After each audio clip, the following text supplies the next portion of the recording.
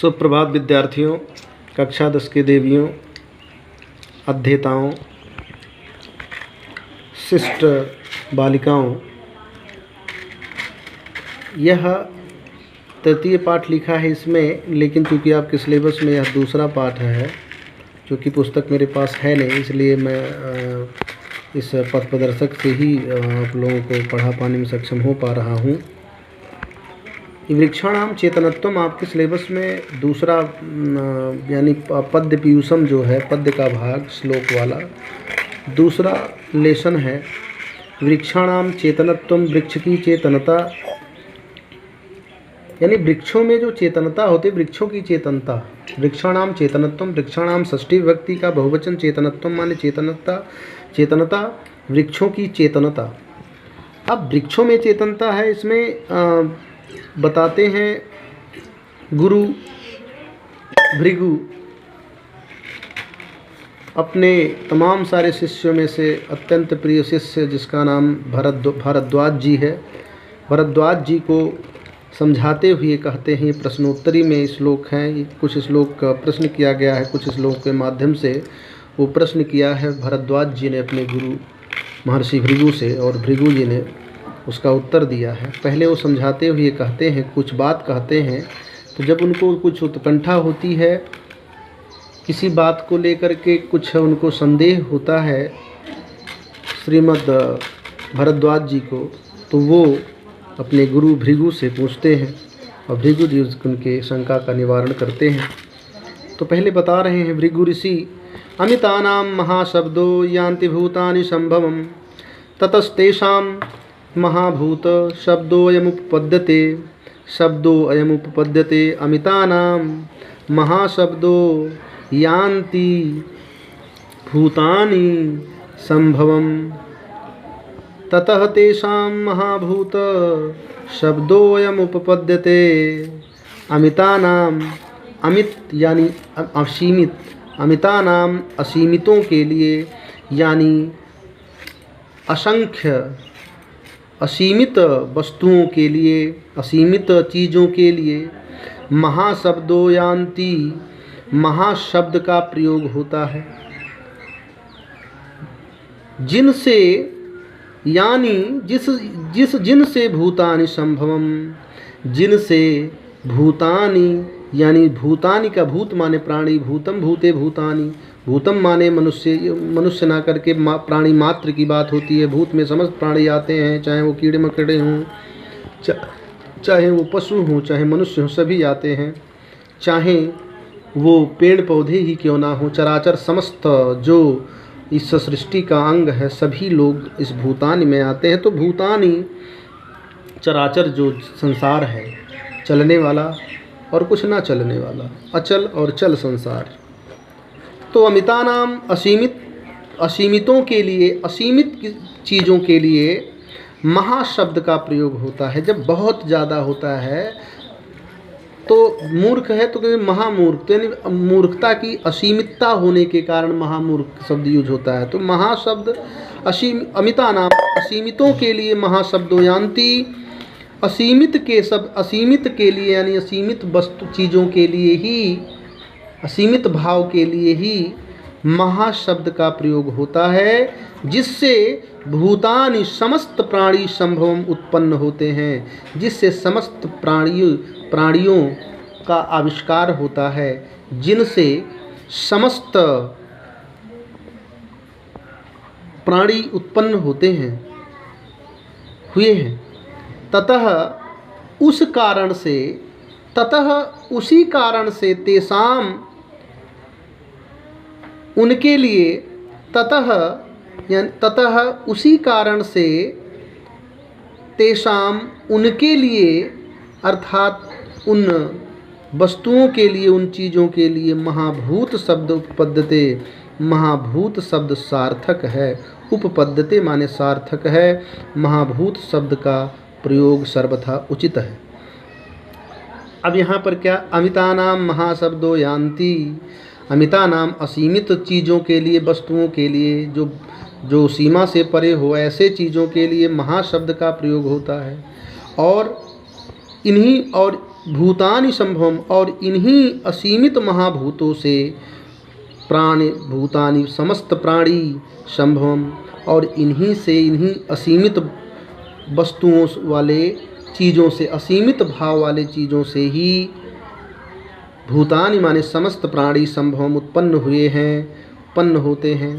ततः उसी कारण से, चूँकि इन्हीं असीमित चीज़ों के कारण से ही, असीमित वस्तुओं से ही मनुष्य का निर्माण हुआ है, तथा उसी कारण से तेषाम, उनके लिए अर्थात उन वस्तुओं के लिए महाभूत शब्द अयम माने यह महाभूत शब्द उपपद्यते सार्थक है, सर्वथा उचित है। अब महाभूत शब्द के बारे में आएगा, बताएगा कि क्या है महाभूत।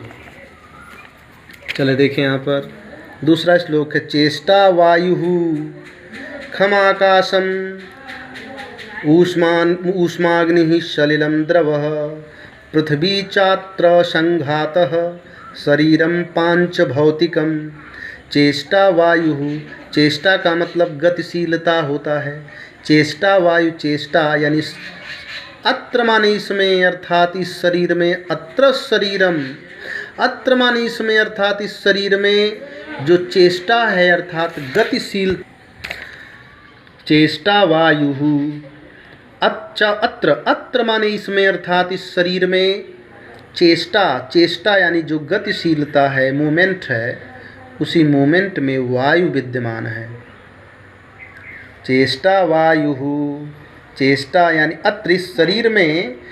महर्षि भृगु कह रहे हैं किससे अपने शिष्य, परम शिष्य भरद्वाज जी से, और वो महाभूत शब्दों पर प्रकाश डाल रहे हैं। महाभूत शब्दों पर आगे बताते हुए कहते हैं कि अत्र इसमें, अत्र शरीरम, इस शरीर में, अत्र माने इसमें अर्थात इस शरीर में जो चेष्टा है अर्थात जो गतिशीलता है, मूवमेंट है, मूविबिलिटी है,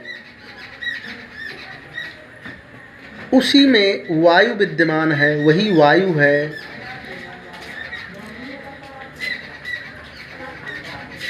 खम माने खालीपन, ये जो खालीपन है शरीर में, कोटर है, खोडर है, वो खालीपन आकाश है, अर्थात खालीपन, खोखलापन आकाश के रूप, आकाश है।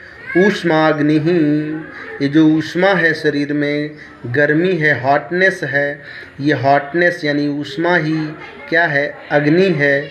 सलिलम द्रवः, ये जो शरीर में द्रव है अर्थात ये जो शरीर में रक्त इत्यादि द्रवित द्रव रूप में चीज़ है वो क्या है, सलिल है, जल है। पृथ्वी संघातः, संघातः अत्र इस शरीर में जो संघातः ठोसपन है वही पृथ्वी है। इस प्रकार शरीरम पांच भौतिकम, इस प्रकार यह जो शरीर है, चराचर शरीर, स्थावर जंगम जो शरीर है, किसी का भी शरीर चाहे जड़ या चेतन का हो, यानी जो जड़ या चेतन है, वो जो चराचर वस्तु है, इस चराचर प्राणी है, उस चराचर प्राणी का जो शरीर है वो पांच भौतिकम यानी पांच महाभूतों से मिलकर के बना हुआ है। अब पांच महाभूतों से मिलकर के बना हुआ है, क्षित जल पावक गगन समीरा, जैसा कि आप लोगों ने पढ़ाई है तुलसीदास जी को। इसलिए चेष्टा वायु खमाकाशम ऊष्माग्नि सलिलम द्रवः पृथ्वी चात्र संघातः शरीरम पांच भौतिकम। अत्र माने इसमें अर्थात इस शरीर में चेष्टा जो गतिशीलता है वो वायु है, यानी गतिशीलता का होना वायु है।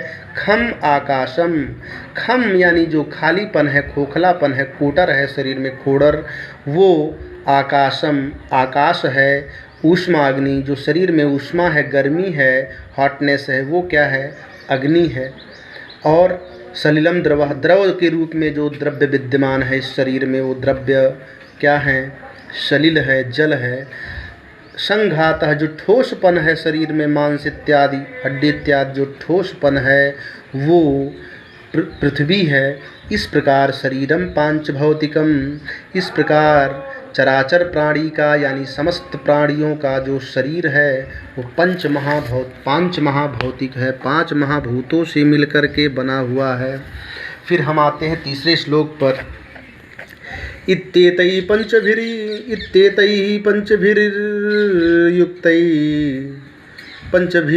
पंचभिर्भूतैर्युक्तं स्थावरजङ्गमं श्रोत्रं घ्राणं रसं स्पर्शो दृष्टिः च इंद्रिय संगिता। उसके बाद महर्षि भृगु ने शरीर के अंदर जो पांचों ज्ञानेंद्रिय हैं, जिनको सूक्ष्म महाभूत के रूप में जाना जाता है, पांचों ज्ञानेंद्रिय, इन पंच ज्ञानेंद्रिय को सूक्ष्म महाभूत के रूप में जाना जाता है, उसका वर्णन करते हुए कहते हैं इति इस प्रकार एतैः इन पंचभिः पांचों भूतैः महाभूतों से युक्त है स्थावर जंगमम। स्थावर माने अचल, जो चल ना सके जैसे पेड़ पौधे इत्यादि, जंगमम जो चल सके जैसे मनुष्य पशु कीड़े मकोड़े सर्प इत्यादि। इस प्रकार एतैः इन पंचभिः इन पांचों महाभूतों से युक्त है जड़ चेतन। जड़ कौन? स्थावर। चेतन कौन? जंगम। स्थावर का मतलब होता है अचल और जंगम का मतलब होता है चल। यानी स्थावर का मतलब अचर, जंगम का मतलब चर। जो चराचर प्राणी है इस समस्त संसार में, वो चराचर प्राणी इन्हीं पांचों महाभूतों से युक्त है। केवल मनुष्य ही नहीं, केवल जानवर ही नहीं, बल्कि पेड़ पौधे भी आते हैं इसमें स्थावर में। श्रोत्रम घ्राणम रस स्पर्शो दृष्टि च इंद्रिय संगीता। श्रोतम माने होता है कर्ण, रंध्री कर्ण, यानी कर्ण जो है वो कान, घ्राणम नासिका, रसः रसना यानी जिह्वा, स्पर्शो त्वचा, दृष्टि और आँख, च माने और आँख, इंद्रिय संगिता, इन सब को इंद्रिय की संज्ञा दी गई है। अर्थात ये समस्त ज्ञान इंद्रियां हैं। हाथ कान नाक यानी कह दीजिए हाथ, यानी कह दीजिए स्पर्श यानी त्वचा, कान नाक, रसना यानी क्या कहते हैं जिह्वा, स्पर्श, दृष्टि च इंद्रिय संगिता। इस प्रकार ये जो पांचों चीज़ें हैं वो समस्त क्या हैं? वो इन समस्त चीज़ों को इंद्रिय की संज्ञा दी गई है। अर्थात ये समस्त चीज़ें ये समस्त चीज़ें पंच सूक्ष्म महाभूत कहलाते हैं। इस प्रकार ये 3 श्लोक मैंने आपको बताया। 3 का जब व्याख्यान करते हैं तो श्रीमद् जो शिष्य जी हैं उनको थोड़ा शंका होता, और शंका से चौथा श्लोक जो बोला है ये प्रश्न करते हुए कहा है, किससे? अपने गुरु भृगु जी से। इसको अगले वीडियो में करेंगे। तब तक के लिए थैंक यू।